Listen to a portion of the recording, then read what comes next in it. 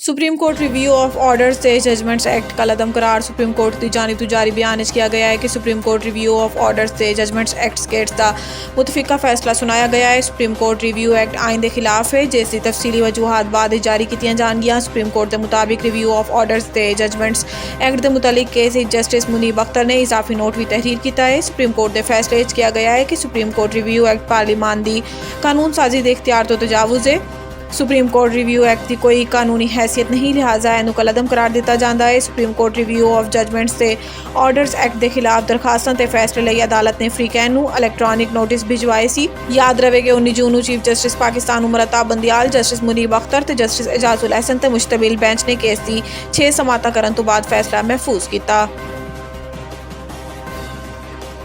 Review act का लदम करार then तो नवाज शरीफ के केस से फ़र्क नहीं पेगा। आजम नज़ीर तारा ने किया है कि आइन तरीकाकार वजह है कि इदारा ने किवें चलना है, अदालत का काम केसेस का फैसला करना है तो लोगों को इंसाफ फराम करना है। पार्लीमान के इख्तियार अदालत की बार बार मुदाखलत अच्छी रिवायत नहीं, ऐस मुदाखलत तो इदारे मजबूत नहीं कमज़ोर होंगे। इन्होंने किया है कि तासुर जाता है कि पार्लीमान की गैर मौजूदगी का फ़ायदा उठाया जा रहा है। कानून बार कौंसल से बार एसोसीएशन का पुराना मुतालबा सी समझ तो बालातर है कि जिस डॉक्टर तो शिफा नहीं मिल रही किया जा रहा है कि दूसरा ऑपरेशन भी ऐसे तो कराया जाए। आइन कहता है कि तुसी अपनी मर्जी का वकील रख सकते हो। लीगी रहनुमा का कहना सी कि नवाज शरीफ के केस इस फैसले का कोई असर नहीं पेगा, क्योंकि पार्लीमान 184/3 के तहत सजा ते नाअहली 5 साल करने का कानून मंजूर कर चुकी है। इलैक्शन एक्ट के तरमीम के बाद नाअहली 5 साल तो ज़्यादा नहीं हो सकती। सियासत हिस्सा लेना बुनियादी हक है। कानून साजी तो बाद हुण 5 साल बाद सियासत लई अहल हो चुके ने। कतल या रेप केसेस की सजा होंदी है तो सजा के 5 साल बाद इनू अगे नाअहली नहीं चलती।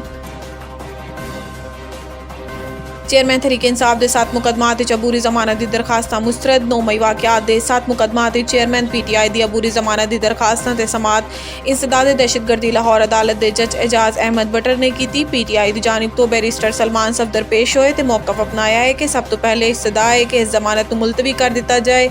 कानूनी नुकते ते रिसर्च करने लई 3 दिन का वक्त मिलिया। अदालत या प्रोसिक्यूटर मजीद मोहलत देने की मुखालफत कर देने ते दलाइल दे देना वा। फाजिल जज ने बैरिस्टर सलमान सफदर को हदायत की है कि तुसी मेरा हाल हुमायूं दिलावर जैसा ना करो, अपने दलाइल शुरू करो। जिससे PTI के वकील ने कहा है कि तुसी साडे ते मेहरबानियां की हुई ने। चेयरमैन तहरीक इंसाफ की तकनीकी बुनियादी अबूरी जमानत मनसूख ना की जान। बैरिस्टर सलमान सफदर ने कहा है कि अदालती हुक्म ते हिरासती या सजाई याफ्ता मुलजिमान रोज़ाना पेश किए जाते हैं। दरखास्त गुजार नू भी जेल तो तलब कर लिया जाए, जिससे जज ने कहा है कि सजाई याफ्ता नहीं पेश होंदे।